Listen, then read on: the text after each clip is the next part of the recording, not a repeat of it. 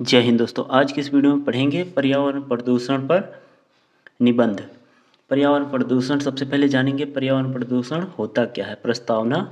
उसके बाद प्रदूषण का अर्थ क्या है प्रदूषण का, प्रदूषण के प्रकार जैसे वायु प्रदूषण, ध्वनि प्रदूषण, जल प्रदूषण, रेडियोधर्मी प्रदूषण और रासायनिक प्रदूषण, ये सब क्या होते हैं डिटेल में पढ़ेंगे। उसके बाद प्रदूषण की समस्या तथा इससे हानियाँ, प्रदूषण की समस्या है क्या और इससे हानियाँ कौन कौन सी हैं ये पढ़ेंगे।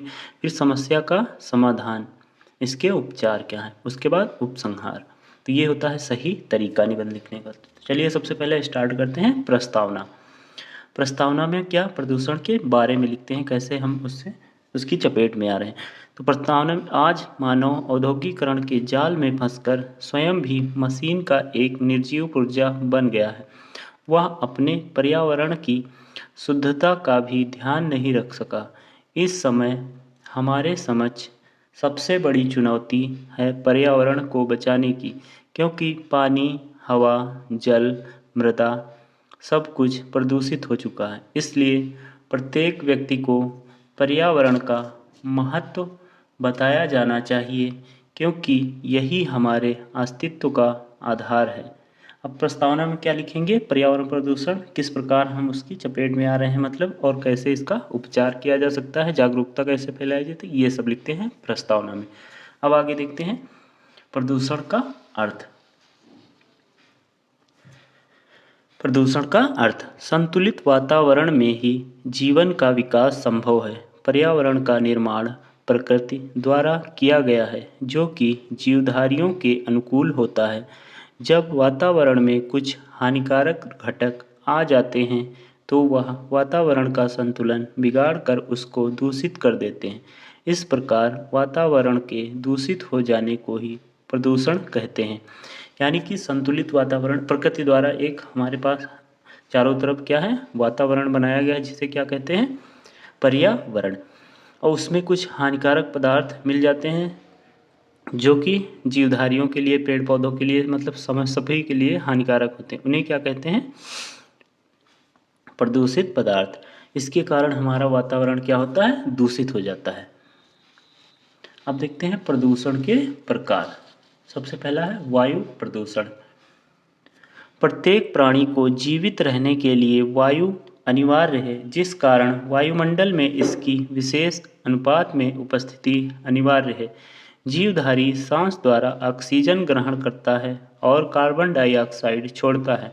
पेड़ पौधे CO2 ग्रहण करते हैं, यानी कि कार्बन डाइऑक्साइड ग्रहण करते हैं, और O2 यानी कि ऑक्सीजन छोड़ते हैं। इससे वायुमंडल में शुद्धता बनी रहती है। लेकिन वर्तमान समय में ऑक्सीजन का संतुलन बिगड़ रहा है और वायु अनेक हानिकारक गैसों से प्रदूषित हो रही है।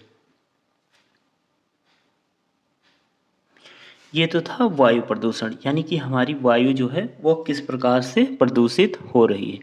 अब देखते हैं अगला जल प्रदूषण क्या होता है। जल प्रदूषण, जल को जीवन कहा जाता है और यह भी माना जाता है कि जल में ही सभी देवता निवास करते हैं। इसके बिना जीव जंतु और पेड़ पौधों का अस्तित्व नहीं है।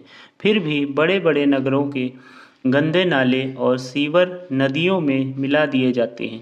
कारखानों का सारा कचरा बहकर नदियों में आकर मिलता है, जिसके कारण जल प्रदूषित हो गया है और भयानक बीमारियां उत्पन्न हो रही हैं।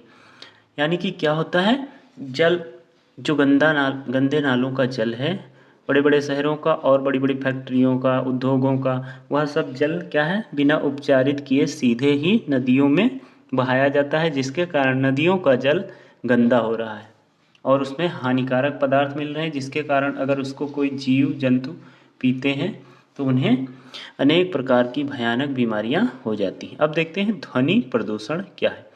ध्वनि प्रदूषण भी आज की नई समस्या है।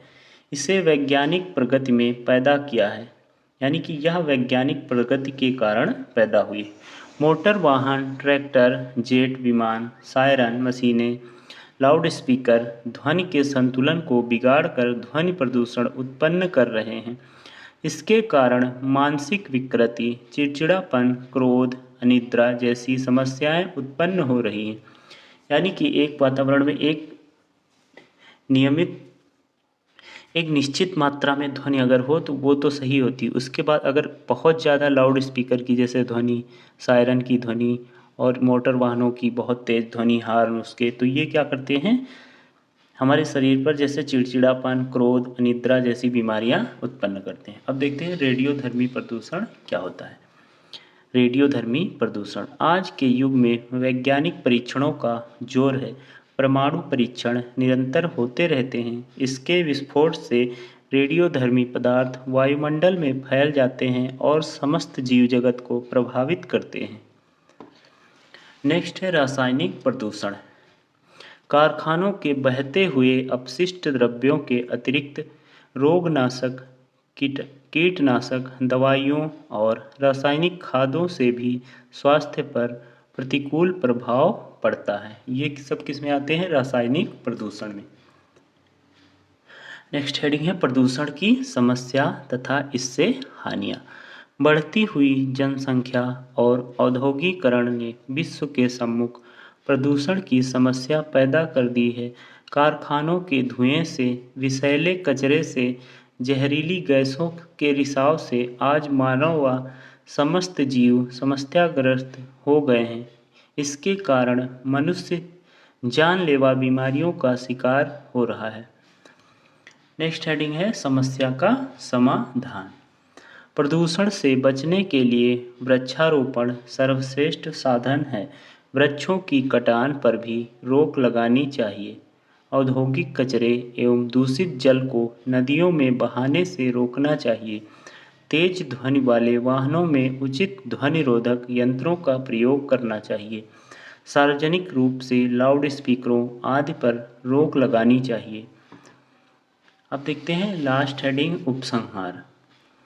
प्रसन्नता की बात यह है कि भारत सरकार प्रदूषण की समस्या के प्रति जागरूक है, क्योंकि अब सभी प्रदेशों में प्रदूषण नियंत्रक बोर्ड गठित किए गए हैं। इसी प्रकार नए उद्योगों को लाइसेंस देने और वनों की कटाई रोकने के लिए कठोर नियम बनाए गए हैं।